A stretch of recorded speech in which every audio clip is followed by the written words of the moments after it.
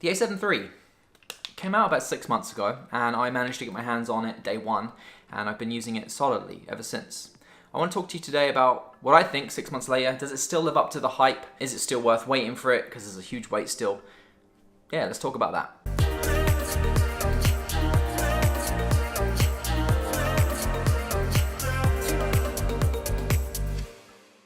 So to give you a brief history, before I owned this guy, I owned the A6300 and the A6000.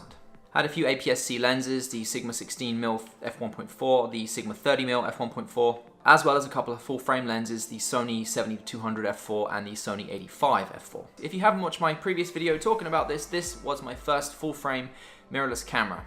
Well, full-frame camera in general. I sold the A6000 and used some of that money to purchase this one, so this became my A camera or my main camera for most stuff, and then I used the A6300 as my B camera or my backup camera. So I managed to get this on day one. I did pre-order it at Henry's here in Canada and managed to get lucky. Mine was in one of the first shipments that arrived at the store.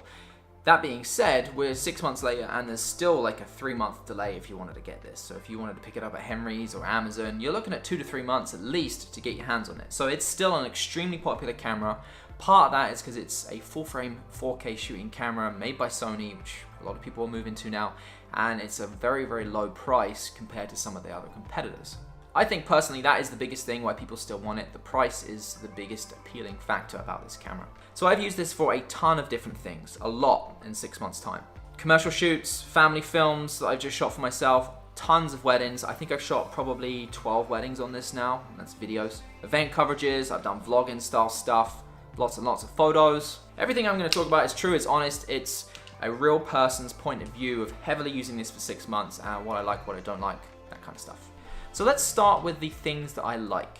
Right now you'll see that I do have the grip on here. I love the size of this both with and without the grip. I would probably leave the grip on it all the time if it wasn't for the fact that I still have the Xeon Crane 1 and it can't support the weight of this with a lens on it. But with or without this, the size of this is great, I love it. It's such a small camera without the grip that you can throw it in your bag, but with the grip, if you aren't carrying around a bag and you're just using this for the day handheld, it's a great size too. You can get 2 batteries in there. Huge amount of battery life for a minimum 4-day shoot.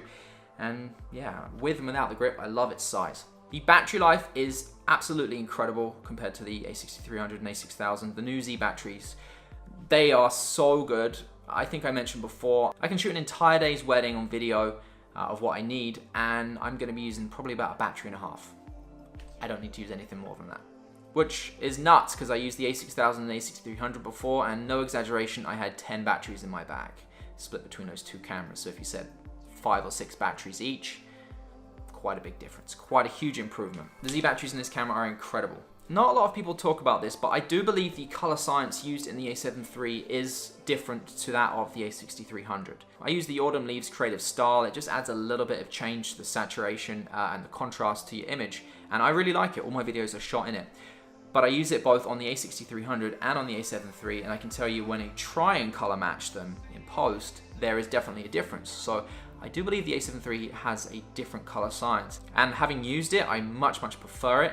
The skin tones look a lot nicer. Right now I'm shooting on the A6300, so this might look a little bit different to what I usually shoot. So I can tell you there is a definite difference between the two cameras, and the A7 III one is better in my opinion. It's a much nicer, truer to life. The skin tones are nicer, I just prefer it. The low light on this is really good. People compared it to the Sony A7S II. I don't know if it's quite as good as that. There's a ton of comparisons with it. I can use this happily up to 10,000 ISO, and there's a little bit of noise, but it doesn't take away from the story of the day if I'm shooting a wedding. For the most part, it's the story that matters. A little bit of degradation in quality, a little bit of noise, I can deal with that to get the shot that I need to get if I'm using an f4 or something like that. I haven't had any issues with the camera freezing. With the A6300, there's a couple of times I was shooting long sequences and the camera locked up.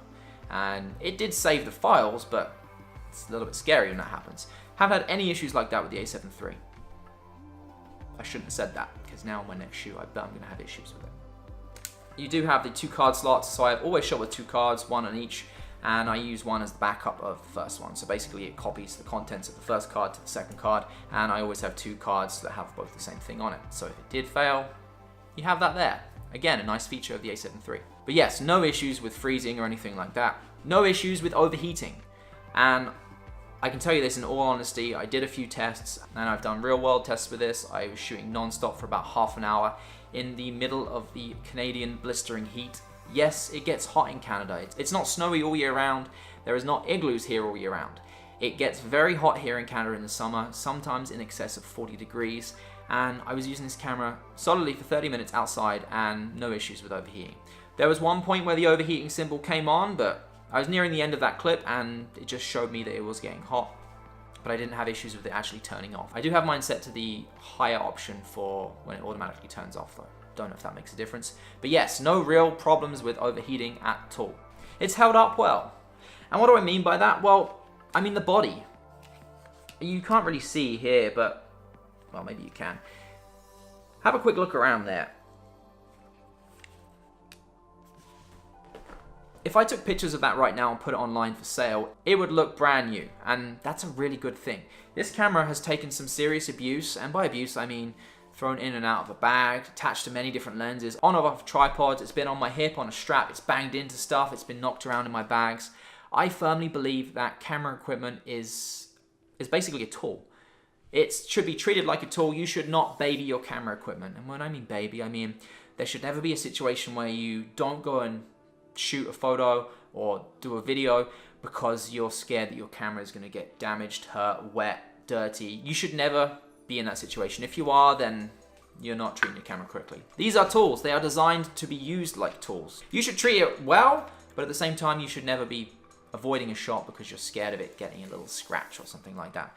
But needless to say, it has held up extremely well. There honestly isn't a mark on it at all, and I'm speaking with all honesty, there's not a mark on it. I've had a screen protector on here since new. I have replaced one. It started to peel off, it hasn't cracked.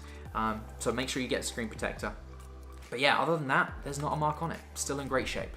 Also to talk about how it's held up, I haven't had any issues with getting dirt on the sensor. I seem to have this issue quite a bit with the A6300. I don't know why, because the sensor is bigger on this. But I can tell you 3 times off the top of my head where I've had a little bit of dust on the sensor just from quickly looking between changing lenses. 2 of which I managed to get off with a blower, a little blowy thing. Don't know why I'm doing that, but that's what you do with a blower. And it blows the dust off. And the other time I used a sensor swab, one wipe through it and it got that dust off too. Seem to have a lot more issues with the A6300 than I have had with this, and that's a good thing. You don't want dust on your sensor. It shows up in your photos and video and you can't get rid of it. Photos you can go into Photoshop, but for video it's a pain. So you don't want that on there, and I haven't had issues with that, so that's good. I can already tell this is going to be a long video, very useful for you guys, but it feels like I've done a lot of talking already. And so let's move on to things that I haven't had a good experience of or don't like so much about this. So this is not really something that I don't like, but it's something that transpired, something that happened. I'm guessing it's something that was inevitable.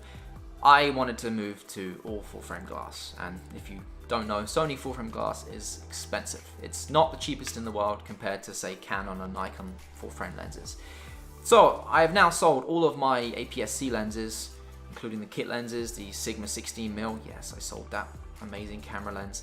I've moved to all full frame Sony lenses. So you might be asking why. You did a video before talking about how you can use your APS-C lenses on your full frame camera, and yes, you can.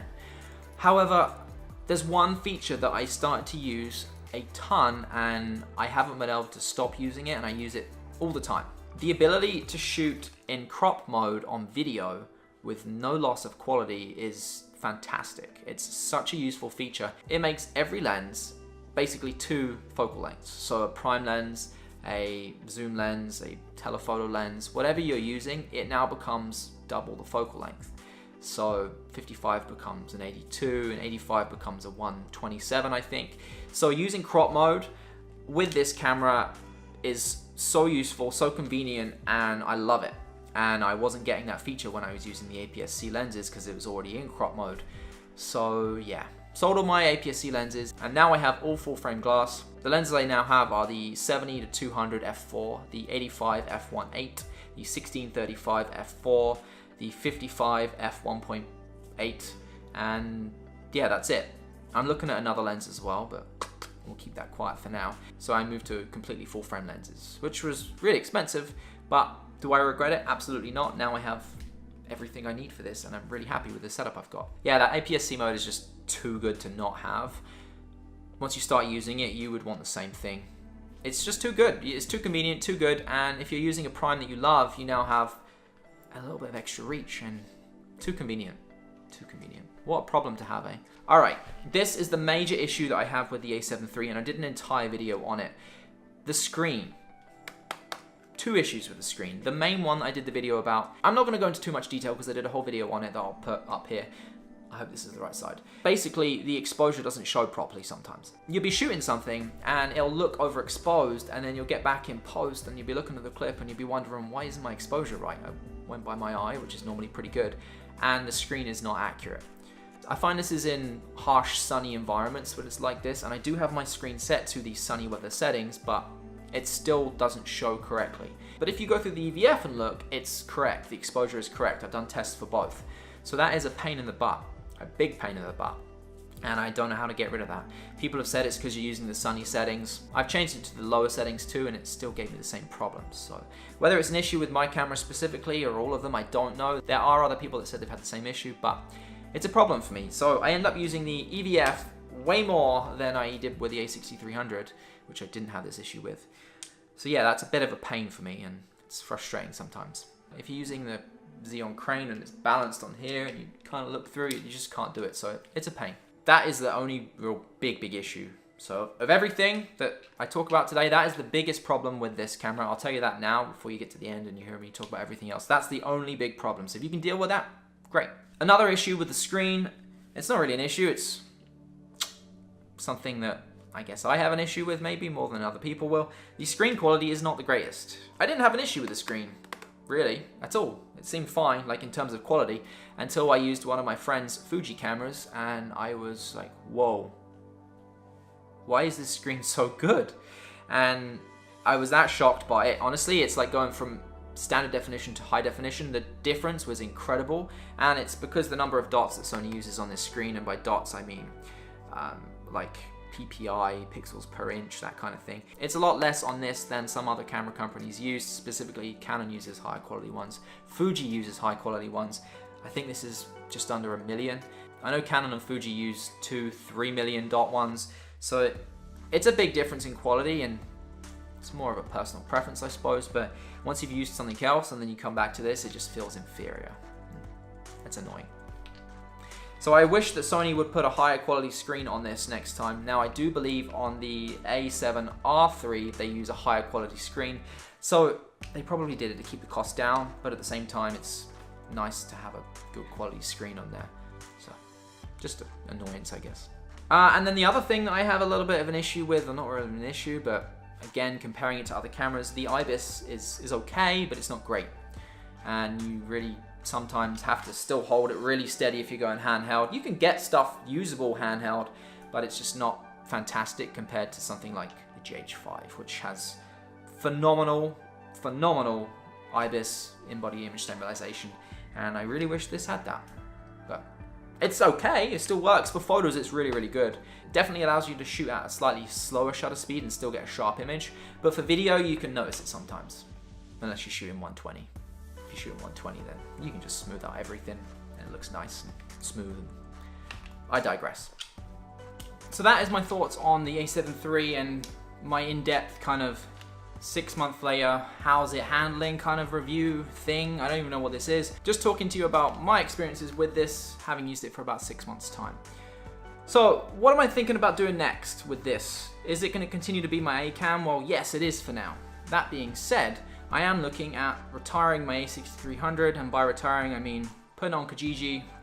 We use Kijiji here in Canada to sell stuff, kind of like Craigslist or eBay, and I want to sell it. And I want to upgrade to something else, something new that's coming out, try it out when it comes out. And what I'm looking at right now, none of these cameras are announced. I'm looking at potentially the successor to the A6500, which is allegedly the A7000, or the A9 Mini, it's also been called. Apparently has some very good features, 10-bit color, 4K 60, potentially a flippy screen, and that's something I'm looking at. I'm also looking at the A7S III, which would then make this the B cam, if it has as good features as everyone else says. Similar features apparently to what the A7000 will have, with 4K 60, 10-bit color, that flip screen.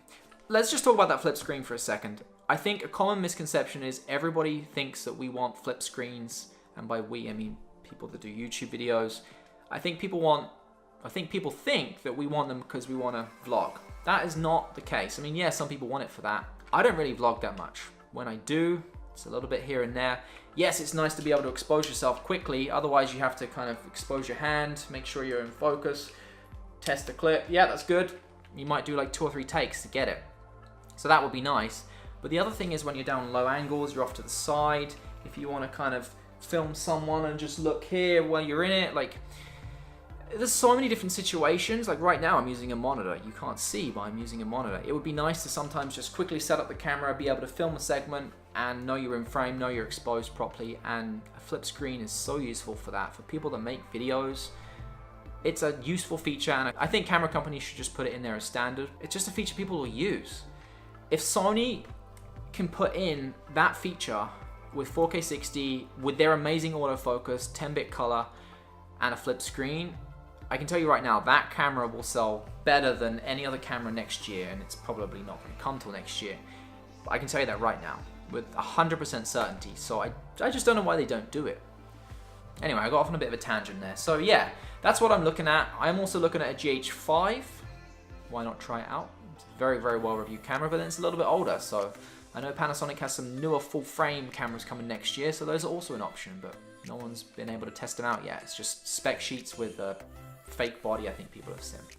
So there's a lot of exciting cameras coming down the line, and I'm very interested. It's a very exciting time for cameras, for sure. So I appreciate you watching today. Hopefully you managed to get some information out of this maybe you're looking to get, answer some questions that you had from a real person's point of view, a real person's perspective of using this camera for 6 months heavily. And I can tell you I've used it very heavily. I've put it through its paces, so hopefully I've helped you out. Sub button down below, click like, all that stuff. Yeah, I'll see you guys in the next video. I'm going to end this video as well with some of my favorite shots I've shot with this the past 6 months, so don't go away right now. Here's some nice video. I'll see you guys in the next one. See ya. I feel alive. I got forever in my eyes. This is all I need. Oh, I got everything when you're by my side. Another ultraviolet night. This is all I need. Oh, I got everything.